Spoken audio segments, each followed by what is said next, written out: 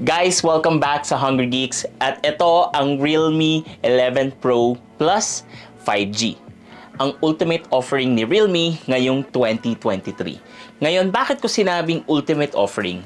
Kasi sa title pa lang, nakita nyo naman na medyo malaki ang pagbabago ni Realme pagdating sa smartphone na to. At papakita ko sa inyo kung bakit, paano nila nagawa to. Kasi, of course, post-pandemic time na tayo, guys.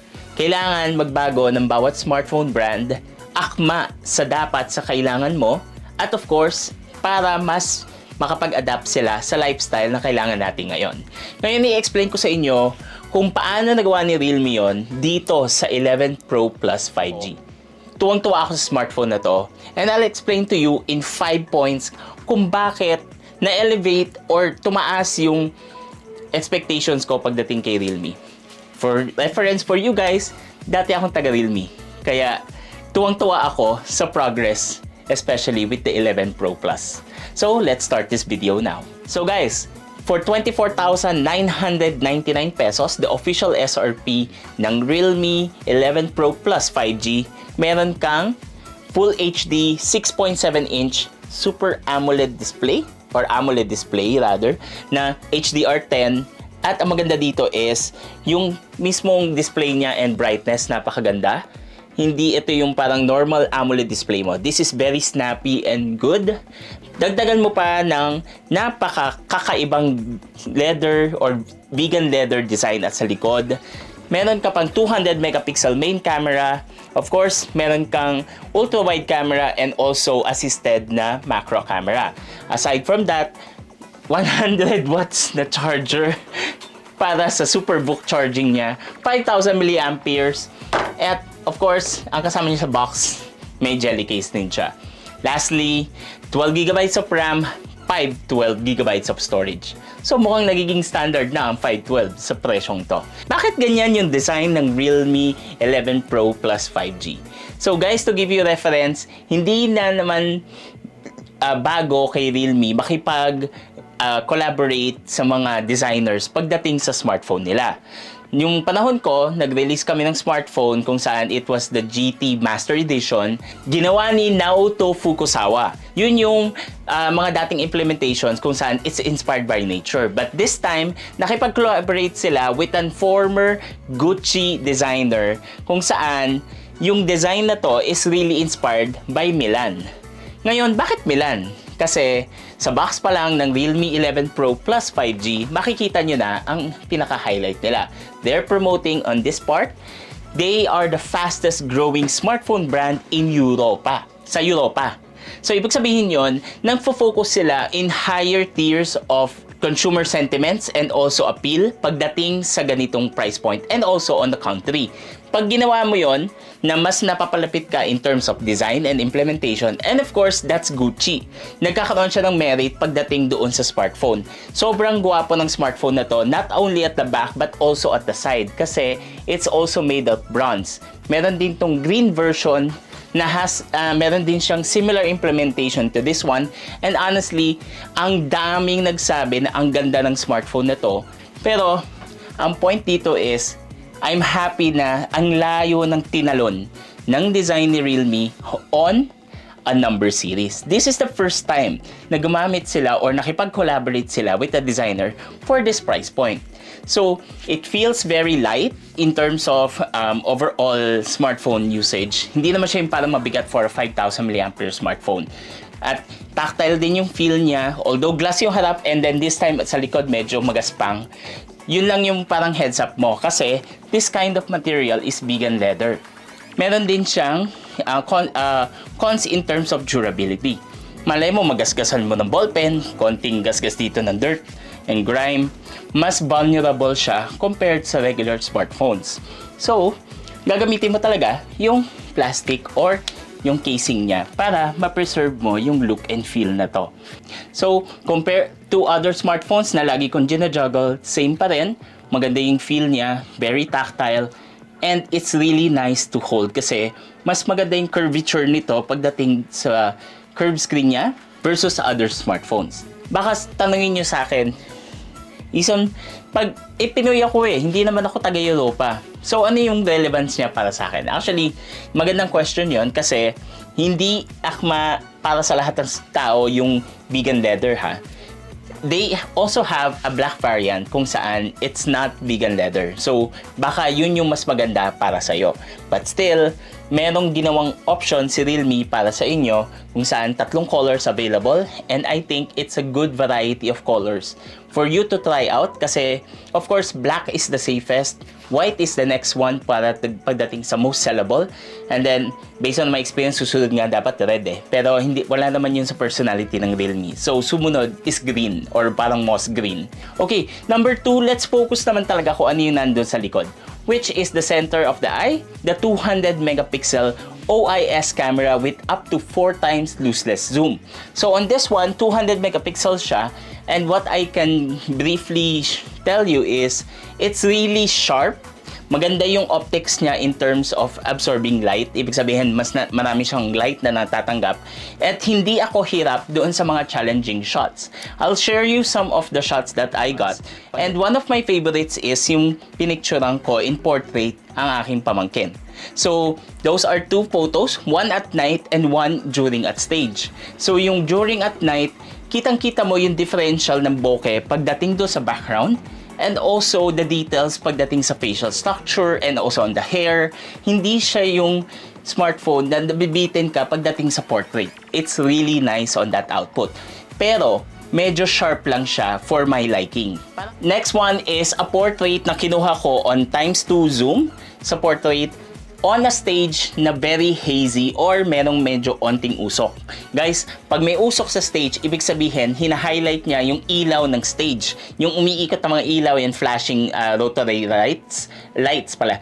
Yun yung highlights ng bakit may haze or mausok sa isang entablado. Anyways, on this one, nakuha ko yung photo ng aking pamangkin kung saan it's much better in terms of details. Tad a little bit softer kasi nga dahil sa usok. Pero nakuha niya pa rin total details pagdating sa damit, glimmer and shine pagdating sa intricate details ng kanyang debut dress. Pagdating doon sa facial structure, everything is nice except lang on a minor note doon sa kamay. Of course, habang pumapalakpak, makikita niyo naman gumagalaw yung isang tao. Pero on this one, this is almost perfect na portrait para sa akin.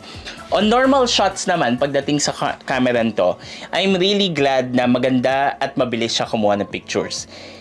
Meaning, pakita ko lang sa inyo, this is ×1, ×2, and ×4. Meron siyang up to ×4 lossless zoom. It's really nice kung saan meron kang confidence in taking photos in a little bit closer kung kaya. And then aside from that, marami akong pictures of food kung saan it's color accurate or a little bit vibrant lang, pero still very acceptable in terms of the color. Kasi ang importante dito is nadedetect niya pa ng maayos kung pagkain, scenery, tao, bagay, or kung kotse man yan, aso, pusa. Lahat ng AI ni Realme maayos niyang na-identify. On the video side naman, taking videos here is up to 4K 30 frames per second, pero on my preference, 1080p 60 frames per second is still the best. Ngayon, meron siyang AI mode and also ultra steady mode. Yung ultra steady mode, syempre doon na mag-activate yung optical image stabilization plus the software kung saan i-deliver niya as much as possible the smoothest video output pero walang zoom.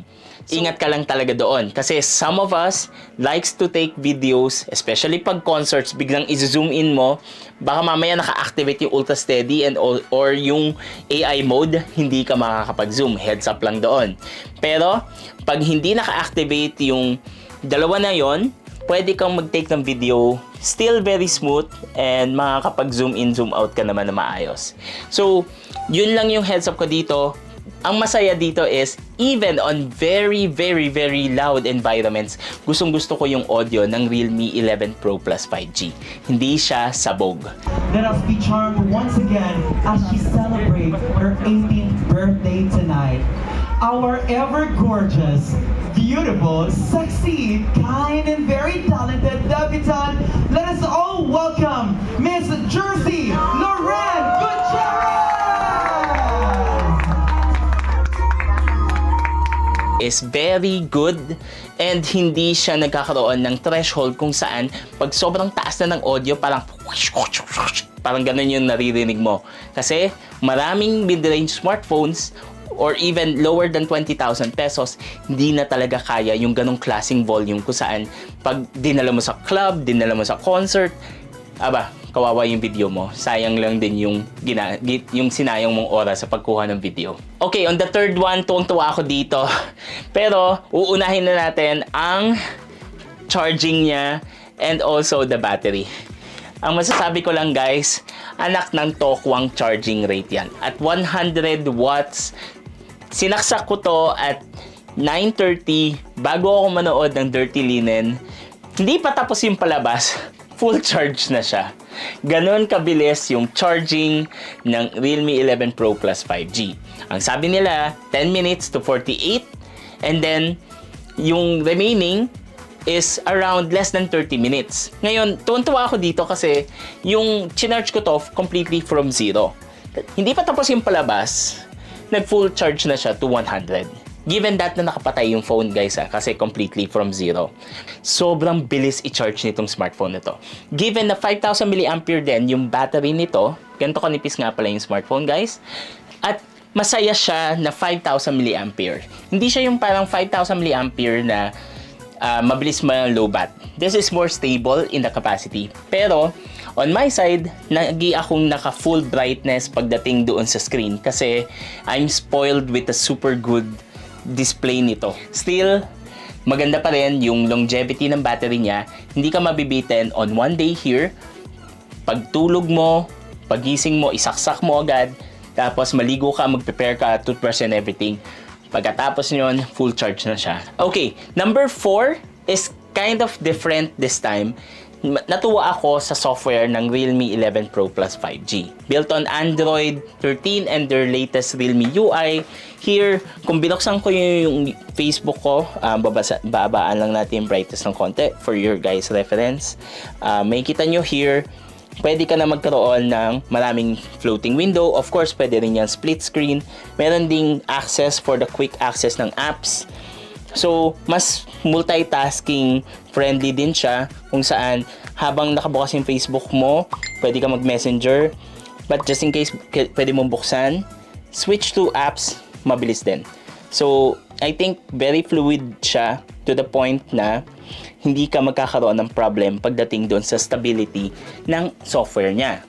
Now, that's just one point of question number 4. Pagdating sa UI, it's really good, snappy siya, and of course, above it all, kailangan busog na nga yung mata mo, busog pa yung tenga mo.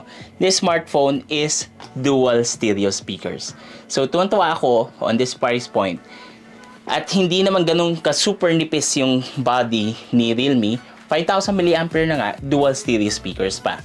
So, I think they were able to deliver this because hindi nila kinonstrain pagdating sa thickness. Yung smartphone is just the right enough of thickness. Nakabawi sila pagdating dun sa curvature ng body.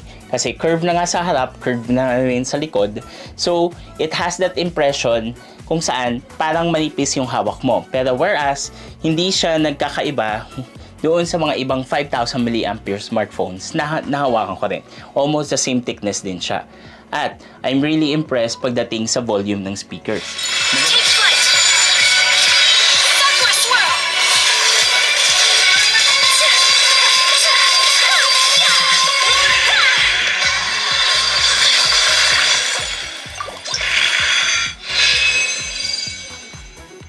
Maganda yung warmth or ibig sabihin yung details. Yung high and mid and low tones are there. Pero pag hinawakan mo yung smartphone habang nagpe-play ng music, doon mo mararamdaman na hindi pipitsugin yung speakers nito. So number 5, pagdating naman sa performance, kung papansin niyo nasa dulo yung performance. On this point, this is powered by a MediaTek Dimensity 750. 12GB of storage, 12GB of RAM, kung saan it's becoming a standard right now on this price point. Ngayon, tatanungin nyo siguro ako, ano yung Dimensity 750? Saan siya nagle-level? In my experience, yung Dimensity 750 is just a little bit higher than the usual processors like 6080. Pero ang maganda dito, it's a new processor kung saan mas stable siya pagdating doon sa power consumption rather than performance. So stability ang ating focus here, or yung ginawang focus ni Realme. Kasi nga, malaki na yung RAM mo, malaki din yung storage mo, dapat yung processor mo can handle most of the applications. Yun yung importante dito. Kahit anong gawin mo sa smartphone mo, whether multiple apps or mag-open ka ng maraming applications and then juggle through them, hindi ka bibitinin ng processor. Pagdating sa gaming, meron kang konting leeway kung saan high yung settings right now on Mobile Legends. Pero sa tingin ko, kailangan lang nilang kausapin si Muntun para ma-unlock yung ibang features eh. Number 2, pagdating sa Genshin Impact, medium settings at 30 frames per second. Anything higher than that, may thermal throttling ka na. So, at that point, ganun din on this Realme 11 Pro Plus 5G.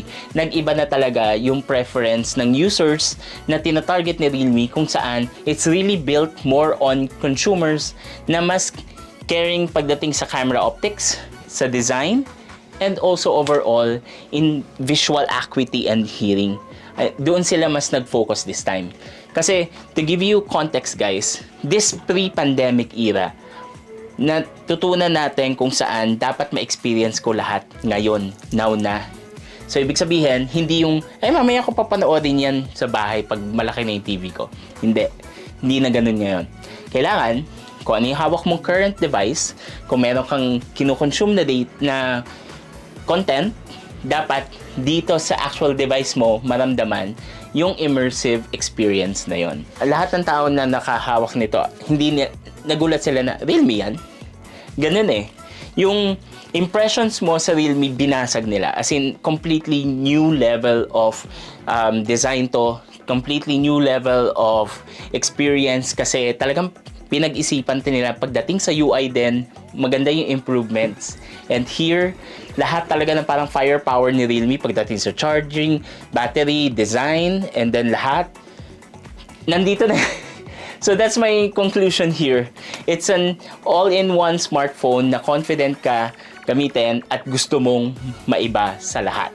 So for 24,999 pesos, ito yung smartphone kung saan talagang napakaganda ng package nila. At nagbago na si Realme to a new era. So congratulations to them. Here, kung meron akong nakalimutan na insights para sa inyo or kung meron kayong tanong, just comment down below. Nakikita nyo naman guys, sumasagot ako sa lahat ng mga questions nyo as much as possible. And thank you so much sa pagsuporta sa channel ko. I'm really motivated as more than ever to give you guys more insights na hindi kayang ibigay ng iba dahil nga galing ako sa industry na to. Of course, with that, subscribe naman kayo and give me support as well. And make sure to visit our website na rin, www.hungrygeeks.com.ph. At thank you so much sa panonood ng video na to. I hope you enjoyed and also got a lot of insights pagdating sa bagong Realme 11 Pro Plus 5G. With that, thank you so much guys. Bye!